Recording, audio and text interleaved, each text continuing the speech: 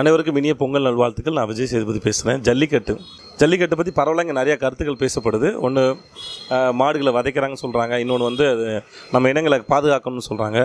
எனக்கு மாடு வதை எங்கே நடக்குது எனக்கு தெரியல. நான் பார்த்த வரைக்கும் இது என்னுடைய கருத்தை நான் பதிவு பண்ணிக்கிறேன். ஆனால் நம்ம இனங்களை அழிக்கப்பட்டு விடுமோங்கிற பயம் எனக்கு கண்டிப்பாக இருக்குது. ஏன்னா ஏற்கனவே அப்படி தான் வந்து நாட்டுக்கோழியில் ஒன்றுமே இல்லைன்னு சொல்லிட்டு ஒரு கறிக்கொல்லி ஒன்று அறிமுகப்படுத்தினாங்க. இப்போ கொஞ்ச நாள் கழிச்சு அதில் பிரச்சனை இருக்குது, வியாதி வருதுன்னு சொல்கிறாங்க. நம்ம பல் தேய்ச்சிருந்தோம், கறி வச்சு பல் தேய்ச்சிருந்தோம், கறி வச்சு தேக்கூடாது கிண்டல் பண்ணி ஒரு விளம்பரம் எடுத்தாங்க. இப்போ டூத் பேஸ்ட்டில் கறி இருக்கான்னு வேறு கேட்குறாங்க. தெரியல இது என்ன மாதிரி அப்படின்னு தெரியல. எப்படி இந்த மொழி பேசுகிற இந்த இடத்துல இருக்கிற பிறந்த மனுஷன் நமக்கு வந்து உரிமை இருக்கிறோம் இங்கே வாழ்கிறதுக்கு, அது மாதிரி இங்கே இருக்க கால்நடைகளுக்கும் மற்ற ஜீவராசிகளுக்கும் இங்கே முழு உரிமை இருக்குது. பூலோகம் படத்தில் ஒரு வசனம் ஒன்று வரும், உலகத்தில் எந்த மூலையில் எந்த பிரச்சனை கிளம்புனாலுமே சரி, அதுக்கு பின்னாடி மிகப்பெரிய ஒரு வியாபாரியும் இருப்பாங்கன்னு சொல்லுவாங்க.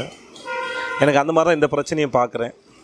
அவங்க நம்ம கண்ணை கட்டி மறைக்கிறதாகவும் வேறு மசாலாக்களை தூவுறாங்களோ நான் நம்புகிறேன். இது என்னோடய நம்பிக்கை. என்ன நடந்தாலும் சரி, இங்கே இருக்க கால்நடைகளும் மற்ற ஜீவராசிகளும் இங்கே தான் இருக்கணும். அதுங்களை விட்டுட்டு வேறு ஒரு இனத்தை சேர்ந்த மாடுகள் இங்கே கொண்டு வரதோ அதெல்லாம் ஒன்று நடக்கிறதோ அது ஏற்றுக்கவே முடியாது. கண்டிப்பாக நடக்கவும் கூடாது. நமக்கு என்ன உரிமை இருக்கோ அதே மாதிரி நம்ம கூட வாழ்கிற கால்நடைகளுக்கு உரிமை இருக்குது. அதுங்க இங்கே தான் இருக்கணும். இவங்க மெல்ல மெல்ல இதெல்லாம் பேசி நம்மக்கிட்ட தள்ளி இதை அழிச்சிடுவாங்களும் பயமும் இருக்குது. எனக்கு தெரிஞ்ச இன்ஃபர்மேஷன்ஸ் நான் கேள்விப்பட்ட விதங்களை வச்சு நான் அதை பகிர்ந்துக்கிறேன். அந்த இனம் அழிக்கப்பட்டு விடக்கூடாது, பாதுகாக்கப்படணும். நான் ஜல்லிக்கட்டுக்கு சப்போர்ட் பண்ணுறேன்.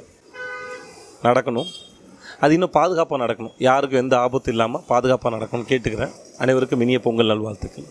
நன்றி.